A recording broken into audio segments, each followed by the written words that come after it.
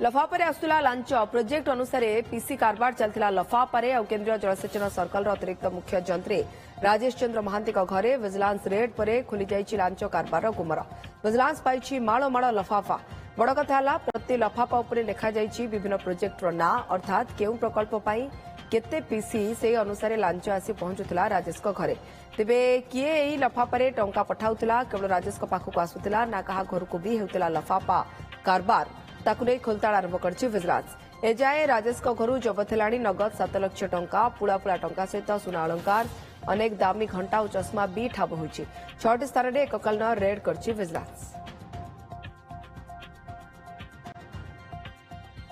तेपटे ढेंकानाल बिंबोल मोजा लंबोदरपुर ठारे जंत्री बाबूंकर आलिशान मंगला ठाब करछि विजिलेंस। 1 एकर जमी उपरे राजेश बाबू छिड़ा करछंती विराट फार्म हाउस। मंगला को जाई विजिलेंस 8 जणिया टीम एबे छानबीन करछंती। एने अधिक सूचना दैछंती जहार संपूर्ण आकलन करछि विजिलेंस 8 जणिया टीम एवं गाठगोड़ प्रतिनिधि नीलकंठ दोरा मध्य एने दैछंती अपडेट। सीमानकर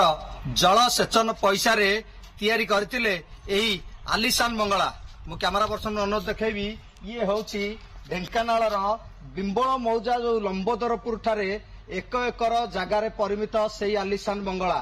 एवं यही बंगला जो बाबू निर्माण करथिले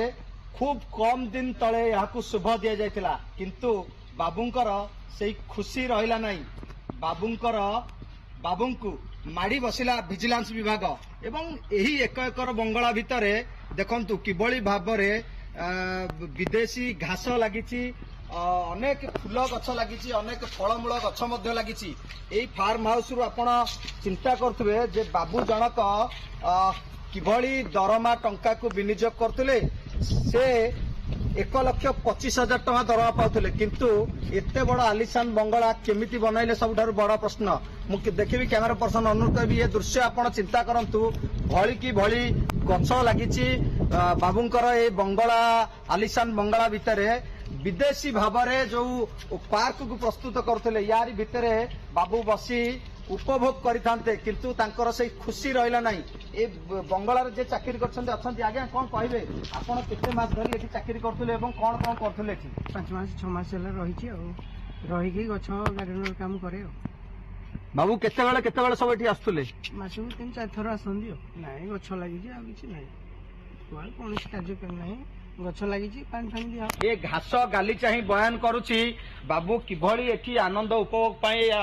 ये आलिशान बंगला को निर्माण कर सीधा सड़क जीवा से घर भीतर को बाबू घर भितर अनेक दामी आसवा पत्र रखिथिले एवं ये होची ढेंकानाल लंबोदरपुर फार्म हाउस देखो बाबूंकर ये फार्म हाउस भितर जो भली भाव में आपको लगे गोटे बड़ होटेल को बना भाई जमी आप अनुभव करेंगे से ढंग से फार्म हाउस को निर्माण कर कैमेरा पर्सन अनुरोध कर भीतर को जा जो भली भाव में एक 5 तारका विशिष्ट होटेल भली ये फार्म हाउस को निर्माण कर 2 महला विशिष्ट फार्म हाउस तले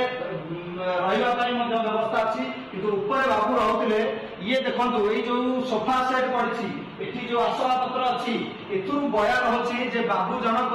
किभली एटी आलिशान बंगला रही खुशी रे रही या प्रस्तुत कर आज जो बाबू विजिलेंस टीम हाथ में पड़ी जेहेतु बर्तमान सुधा भी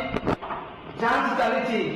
बंगला केते दामी आसबाबपत्र आप देखो ये जो सीढ़ी रेलिंग है बाबू पूरा सागवानी काठर प्रस्तुत कर बयान आप स्पष्ट बाणी होची बाबू दरमा जदि 1,25,000 टंका से किभली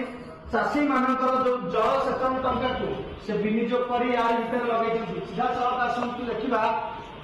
कैमेरा पर्सन दर्शक दृश्य को अनुरोध करी दृश्य देखा जदिव 8 जणिया विजिलेंस टीम वर्तमान भी जांच कर जांच दृश्य आप देखुं जड़े डीएसपी नेतृत्व में ढेंकानाल जो लंबोदरपुर ठारे 1 एकर जगार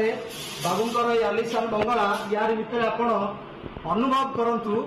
कौन 5 तारका होटेल ठार भी कम नुहे। तेरे आम सहित अच्छा विजिलेंस विभाग अधिकारी अच्छा पचारि बुझा मैडम कहले ओटीपी स्वागत करी ये जो रेड हो आलिशान बंगला इतने कौन कौन बर्तमान सुधा जांच कले कौन कौन देखिले केते परिमाण जिनस जबत है चली आम फार्म हाउस अच्छु लंबोदरपुर फार्म हाउस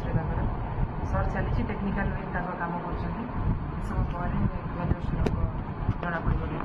जो जांच रही विभिन्न स्थान रेड रही एथि जांच चली तेरे जांच पर संपूर्ण तथ्य पदाक आसब एवं बाबू केते टंका हाथे थिले एवं बाबूंकर कौन कौन जबत होती स्पष्ट हम